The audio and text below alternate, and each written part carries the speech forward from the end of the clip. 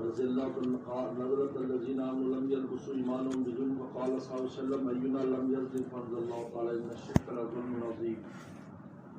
امام بخاری نے دوسرا باب باندھا ظلم دون ظلم، ظلم میں درجات ہیں جی، اور بتایا یہ اسی آیت سے لیا اولئک هم الظالمون. جب ظلم میں درجات ہے تو ظلم کے مقابلے پر توحید ہے جی، مقابلے پر کیا ہے؟ توحید میں درجہ، کیونکہ ظلم جو بڑا ظلم عظیم ہے وہ شرک ہے، تو ظلم کے مقابلے پر کیا ہے؟ توحید. تو توحید میں درجات ہے. تو جب توحید میں درجات ہے، توحید ایمان ایک ہے تو ایمان میں درجات ثابت ہو گیا. یہ بھی منفی ترجمہ ہے کہ ظلم میں درجات ہے. ظلم کا سب سے اونچا والا درجہ وہ ہے جو مخرج عن الملت ہے جی، وہ ہے شرک. ان الشرک لظلم عظیم، شرک بڑا ظلم ہے. لہذا مشرک جو ہے وہ بھی ظالم ہے، ٹھیک ہے. لہذا کافر جو اولئک هم الظالمون میں کافر بھی شامل ہے. اور تحتانی درجات بھی ہیں. ربنا ظلمنا انفسنا، ظلموا انفسهم، یہ بھی ظالم ہے. لیکن تحتانی درجہ جو مخرج عن الملت نہیں ہے، اس میں درجات ہے. کوئی زیادہ ظالم ہے، کوئی کم ظالم ہے، کوئی کم گناہ کرتا ہے، کوئی زیادہ کرتا ہے. اس لیے کہتے ہیں ظلم کی 3 قسمیں ہیں. ایک ظلم وہ ہے جو اپنی ذات کے ساتھ ہے، وہ گناہ ہے. اور ایک ظلم ہے جو مخلوق کے ساتھ ہے. اور ایک ظلم اللہ کی ذات کے ساتھ وہ شرک ہے. ان الشرک لظلم، یہ مخرج ملت ہے، ٹھیک ہے، مخرج ملت. لہٰذا امام بخاری نے کہا کہ ظلم میں درجات ہے تو توحید میں درجات ہے. توحید ایمان ہے کہ تو ایمان میں درجات ہے. تو امام بخاری اور مرجئہ پر بھی رد ہو گیا کہ تم کہتے ہو کہ گناہ کچھ نہیں نقصان دیتے، گناہ کرنے والا تو ظالم ہوتا ہے. ظلم و انفسهم، ظالم ہے. اور اس طرح ان پر بھی رد ہو گیا، معتزلہ خوارج پر بھی، کہ جو ظالم ہے لیکن مخرج ملت نہیں ہے، مسلمان رہتا ہے، وہ گناہ کرنے سے دائرہ اسلام سے خارج نہیں ہوتا جب تک شرک نہ کرے. اب امام بخاری دلیل لائے وہ روایت کہ جب یہ آیت نازل ہوئی کہ الذین آمنوا ولم یلبسوا ایمانهم بظلم، کہ جو لوگ ایمان لائے اور ظلم کے ساتھ اپنے ایمان کو خلط نہیں کیا، خلط ملط نہیں کیا اپنے ظلم کے ساتھ ایمان کو، تو صحابہ ڈر گئے. انہوں نے کہا اولئک الامن وهم مہتدون، قرآن نے کہا ان کے لیے امن ہے اور ان کے لیے ہدایت ہے. تو صحابہ ڈر گئے کہ اینا لم یظلم یا رسول اللہ، رسول اللہ ہم میں سے کون ایسا جو ظلم نہ کرتا ہو، یعنی گناہ نہ کرتا ہو. چھوٹے بڑے گناہ ہو ہی جاتے ہیں. اور قرآن کہتا ہے کہ امن ابتدا ملے گی کہ جب بالکل بھی گناہ نہ کریں. تو صحابہ ڈر گئے. تو رسول فرمایا کہ نہیں، تسلی رکھو، اس آیت میں جس ظلم کا بیان ہے وہ ظلم عظیم کا بیان ہے.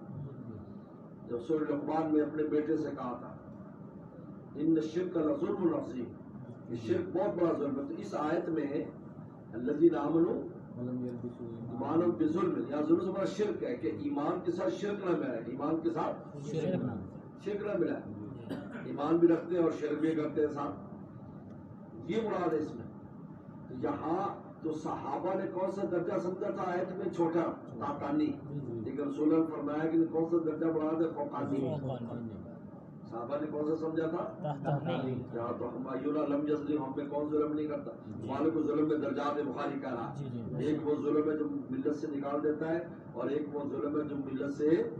تو صحابہ نے جو درجہ سمجھا آیت سے وہ تحتانی سمجھا، اور رسول اللہ نے فرمایا کہ یہاں پر اس آیت میں کون سا درجہ مراد ہے؟ فوقانی، مراد نہیں. لہٰذا اس سے ثابت ہو گیا کہ ظلم میں درجات ہیں. ایک ایسا درجہ ہے جو ملت سے نکال دیتا، دوسرے درجات جو ملت سے نہیں نکالتا.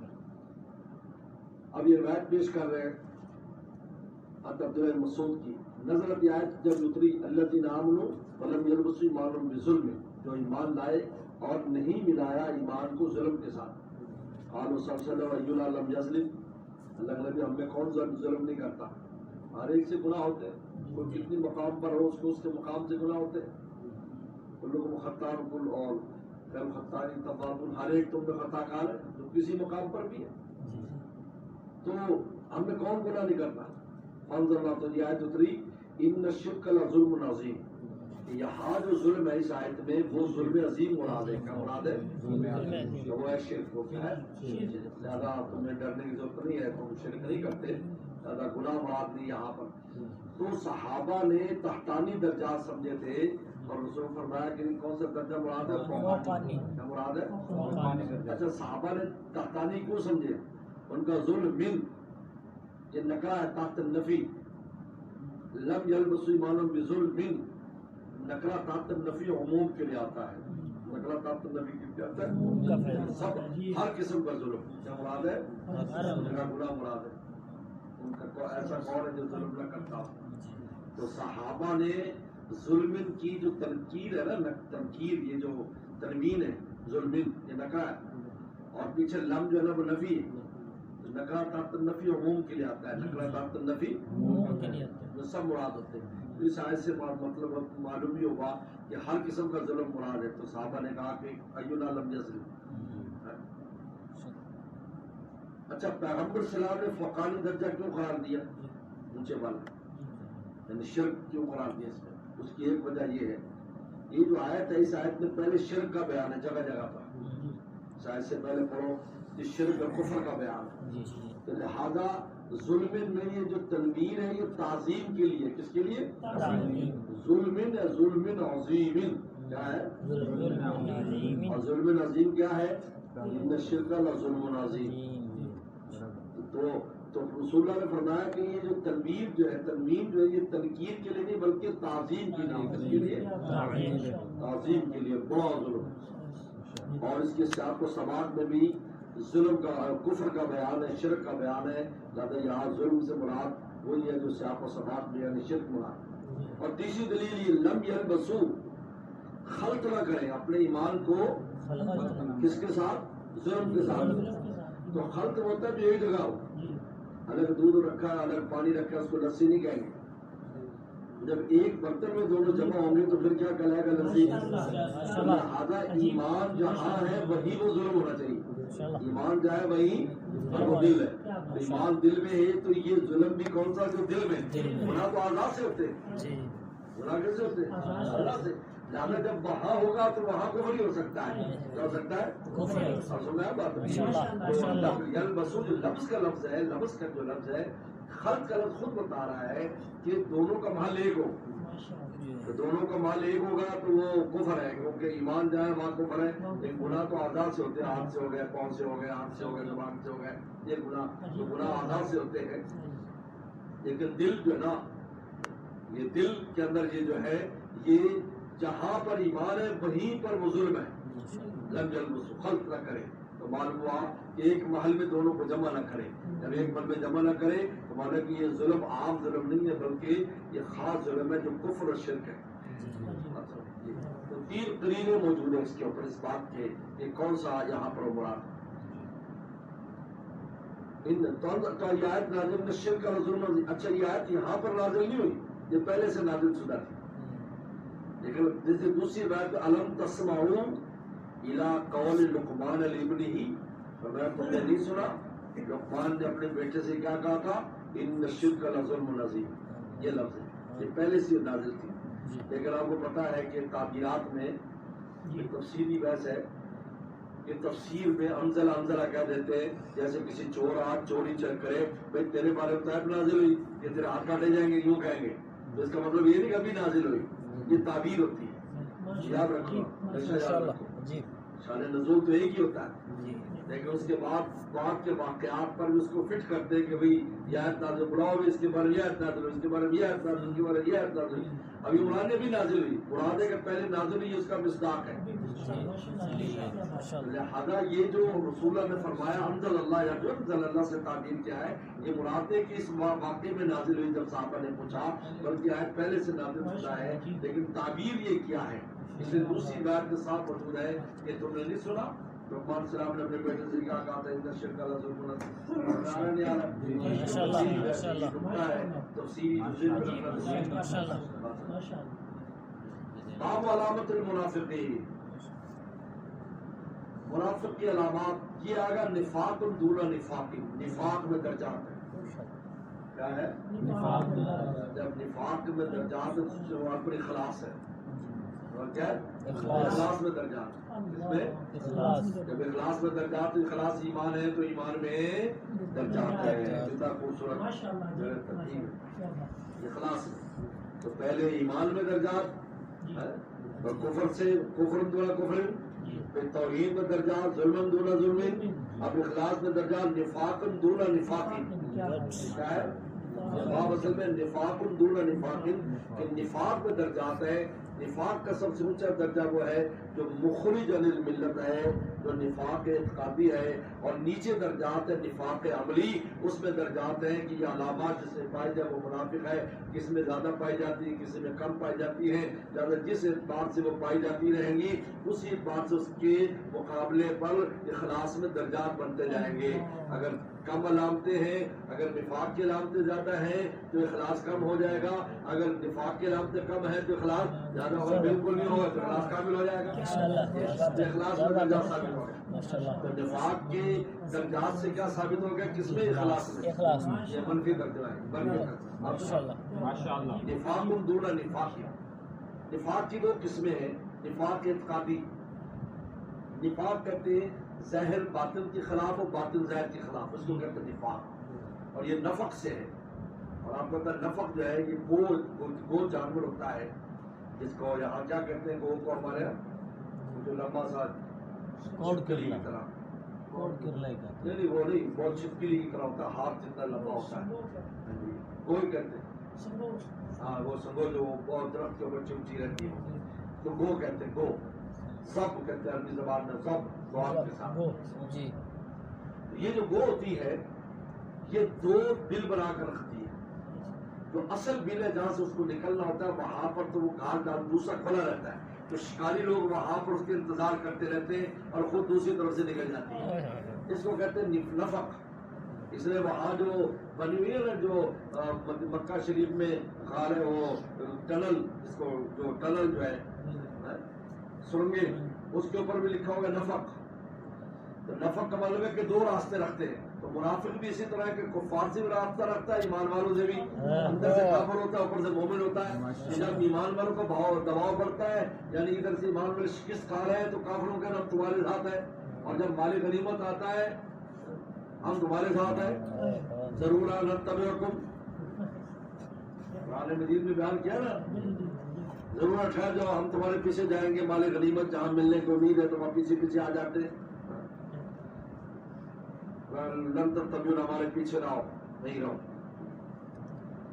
بل تحسدوننا، کہا کہ تم ہم سے حسد کرتے اس لیے ہمیں ساتھ نہیں جانے دیتے. یہ اور ادھر سے ان کے ساتھ ہوتے تو باہر ان کو ساتھ کہتے ہیں کہ انا معکم، ہم تمہارے ساتھ ہیں. انا معکم، تمہارے ساتھ ہیں. فرمایا اما مت بنو، سوچا کہ اما مت بنو. اما میں کہا رہے ہوگا میں تمہارے ساتھ ہوں، ہر پارٹیز کے میں تمہارے ساتھ ہوں.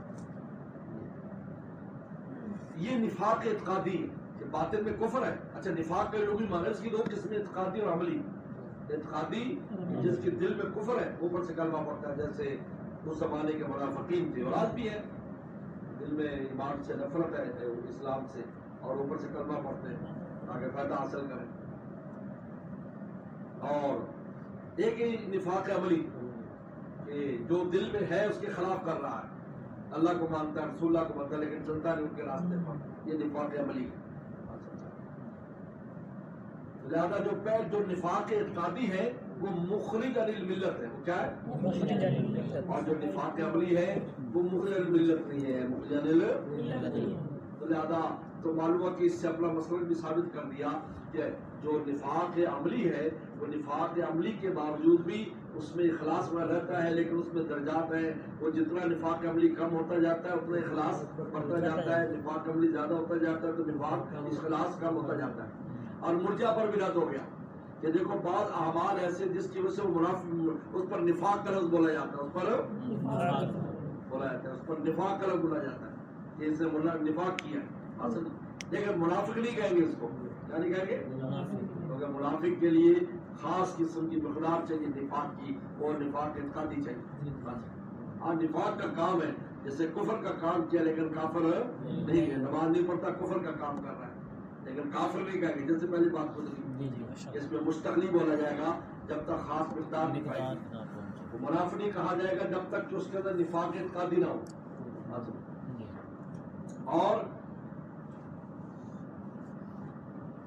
اور مطلق خوارج پر بھی رد ہو گیا. وہ اس طرح کہ حدیث میں آتا یدا کہ یہ جو علامتیں ہیں یہ چھوڑ دے تو مخلص ہو جائے گا. تمہارے کلمہ پڑھنے کی ضرورت نہیں، بس علامتیں چھوڑ دے، نفاق والی علامتیں چھوڑ دے. تو معلوم کہ اگر وہ کافر ہو جاتا تو اس کو واپس آنے کے لیے کیا پڑھنا پڑتا؟ کلمہ پڑھنا پڑتا. یہ نہ کہتے رسول صلی اللہ علیہ وسلم بس یہ علامتیں چھوڑ دے تو ٹھیک ہو جائے گا. تو معلوم جو ہے کہ وہ دائرہ اسلام سے خارج نہیں ہوتا، دائرہ اسلام سے خارج نہیں ہوتا. اور کرامیہ پر بھی رد ہے جو کہتے ہیں کہ بس اقرار باللسان کافی ہے، تاکہ اقرار باللسان کافی نہیں ہے بلکہ جو ہے نا اس کے لیے یہ ضروری ہے کہ اس کے اندر تصدیق قلبی بھی پائی جائے. اب یہ حدیث شریف دیکھے پھر شرح کرتا ہوں حدیث. یہ تو باپ پر بحث تھی. اللہ سلمان ابو الربیع قال ابن اسماء جعفر قال ابن نافع ابن مالک ابن ابی عامر ابو سہیل عربی ابن ابی ہریرہ رضی اللہ عنہ وسلم قال آیت المنافق ثلاث، منافق علامتیں تین ہیں. اذا حدث کذب، جب بات کرتا ہے تو جھوٹ بولتا ہے. وَإِذَا وَعَدَ خَلَفَ، جب وعدہ کرتا ہے تو اس کے خلاف کرتا ہے. اذا اؤتمن خان، جب امانت رکھوائی جائے تو خیانت کرتا ہے. یہ تین علامت، اس لیے کہ ایمان کا تعلق تین چیزوں سے، نیت، قول، عمل. ایمان کا تعلق کس سے؟ نیت، تصدیق قلبی، اور اشہد اللہ الہ الا اللہ رسول اللہ، اور عمل نماز روزہ. تو یہ تینوں کے خلاف ہے. حدثہ کذبہ، زبان کی قولی غلطی کر رہا ہے. اور جب وعدہ کرتا ہے خلاف کرتا ہے، یہ نیت کی غلطی. یہ کیا ہے؟ نیت کی غلطی ہے. کیونکہ وعدہ خلافی کہتے ہیں جب آپ وعدہ کریں اسی وقت نیت کر لے کہ میں نے پورا نہیں کرنا، جیسے قرض لینے والے کرتے ہیں. کل دے دوں گا، بس میں کل قرضہ واپس کر دوں گا، آپ مجھے آج دے دیں. حالانکہ ان کے دماغ میں بھی نہیں کل دینا. میں کل آ رہا ہے تو ایک دن انتظار کر لے تو کل مل جائے گا.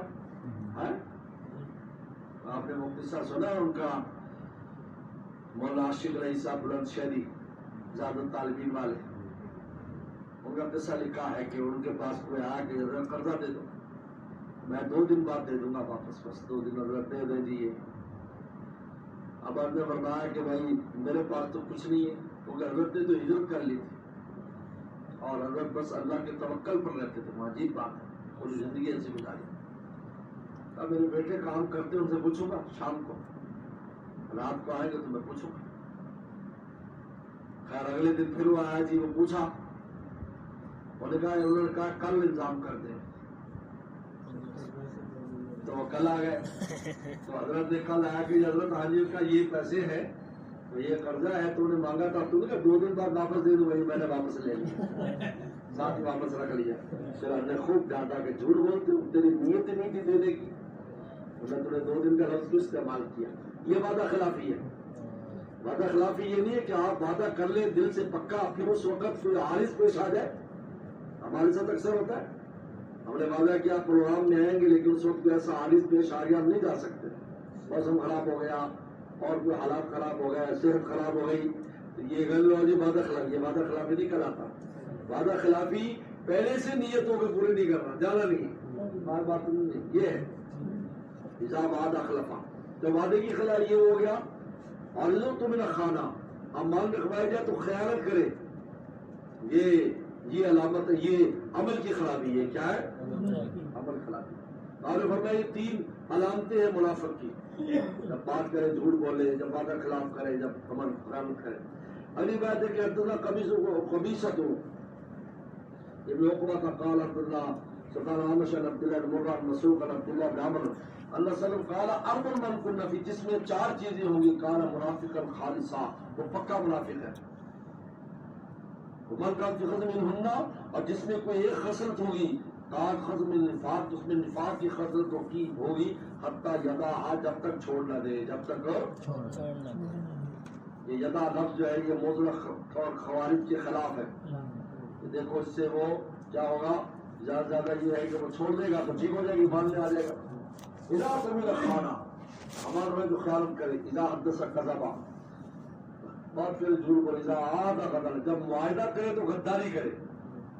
پہلے کا وعدہ کرے یا معاہدہ جو قوم کے ساتھ ہو، کسی ادارے کے ساتھ ہو، کسی فرم کے ساتھ ہو، کسی شہر والوں کے ساتھ ہو، ملک والوں، اس کو معاہدہ کہتے ہیں جو کئی آدمیوں کے ساتھ ہوتا ہے۔ وہ یا خاصا فجرا، اور جب جھگڑا کرے تو گالی گلوچ پر اترا ہے، جھگڑا کرے تو وہ کہ کل 5 ہو گئی، جھوٹ بولے، جب بات کرے تو جھوٹ بولے، اور وعدہ خلافی کرے، غداری کرے، معاہدے میں غداری کرے، اور امان میں خیانت کرے، اور گالی گلوچ کرے، کیا کرے؟ جھگڑا ہو جائے تو گالی گلوچ کو فرمایا۔ یہ 5 علامتیں، اور ان کا تعلق ان تینوں سے، نیت کے ساتھ ہے، اور جو ہے عمل کے ساتھ، اور قول کے ساتھ۔ اب یہاں پر ایک اہم سوال ہے جو اس حدیثوں سے متعلق ہے کہ یہ علامات ایک مسلمان میں بھی پائی جاتی ہے، تو کیسے فرمایا منافق ہے؟ منافقا خالصا فرمایا آپ نے، تو مسلمان میں پائی جاتی ہے، تو کیسے فرمایا کہ؟ تو جواب اس کا بہت آسان ہے کہ یہ نفاق عملی ہے، اس سے تعلق اس سے نفاق عملی جو ہے نا وہ دائرۂ اسلام سے خارج نہیں کرتا انسان، نفاق اعتقادی کرتا ہے، نفاق عملی کا بیان ہے۔ ایک بات، دوسری بات یہ ہے کہ جن کی یہ عادت مستمرہ ہو، جس کی یہ جب بھی بولتا ہے جھوٹ بولتا ہے، جب بھی بولتا ہے، جب بھی جھگڑا کرتا ہے گالی گلوچ دیتا ہے، جب بھی امانت رکھوائی جائے تو خیانت کرتا ہے، جب بھی معاہدہ کیا جائے تو غداری کرتا ہے، جب بھی اس کی عادت ہے، جو اس کے لیے فرمایا ہے وہ منافق ہے۔ لیکن اگر کبھی کبھار کسی سے ہو گیا تو وہ اس میں داخل نہیں ہے، جیسے یوسف صلی اللہ علیہ وسلم کے بھائیوں سے ہوا، ان سے بھی یہ کام ہوا، جھوٹ بھی بولا انہوں نے، وعدہ خلافی بھی کیا، والد نے کہا تھا اس کو لے کے آنا، حفاظت کرنا یوسف، اور امان میں خیانت بھی کی کہ بجائے حفاظت کی ان کو کنویں میں پھینک دیا، حالانکہ پیغمبر کی اولاد تھی۔ تو لہذا کبھی کبھار کسی کام کا ہو جانا ان میں سے وہ نفاق نہیں، عادت اگر بن گئی ہے تو پھر کیا ہے؟ وہ نفاق ہے۔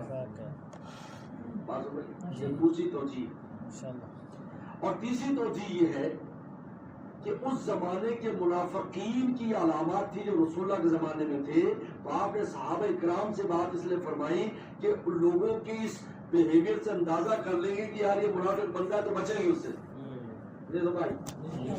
تو زمانے کے لوگوں کا بتایا تھا کہ منافق ایسے کرتے ہیں، لہٰذا دیکھو تو ہوشیار رہنا، کہ 1-2 دفعہ پتہ چل جائے یا جھوٹ بولتا ہے یہ اور ایسا کرتا ہے تو ہوشیار ہو جانا یہ منافق ہے، اس کی بات میں کان نہ کرنا، کیونکہ مشورے دیتے تھے ایسے الٹے سیدھے جس کی وجہ سے نقصان ہو جاتا تھا، لوگ ان کی صادر لو تھے، وہ کہتا ہے یہ ٹھیک کہہ رہا ہے، جس طرح ہم عائشہ صدیقہ کے معاملے میں ہوا، منافقین نے بات اڑائی تو خالص مخلص مسلمان میں شامل ہو گئے یا نہیں؟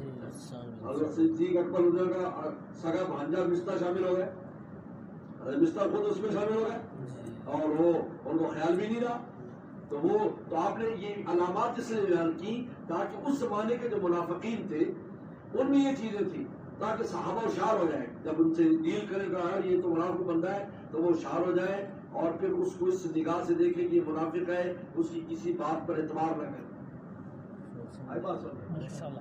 یہ تیسری توجیہ، اور چوتھی توجیہ یہ ہے کہ پیغمبر صلی اللہ علیہ وسلم نے کوئی خاص آدمی کے بارے میں بات کی تھی جس میں تھا یہ چیزیں تھیں، اور آپ مجلس میں وہ موجود تھا تو آپ نے نصیحت کے لیے بات کی تاکہ وہ چیزوں کو چھوڑ دیں، کیونکہ آپ نام نہیں لیتے تھے، فلاں کو ایسا کرا، ایسا نام نہیں لیتے، آپ بغیر نام کے بات کرتے تھے، یہ سنت طریقہ ہے، آپ کا کچھ لوگ ایسے کرتے یہ۔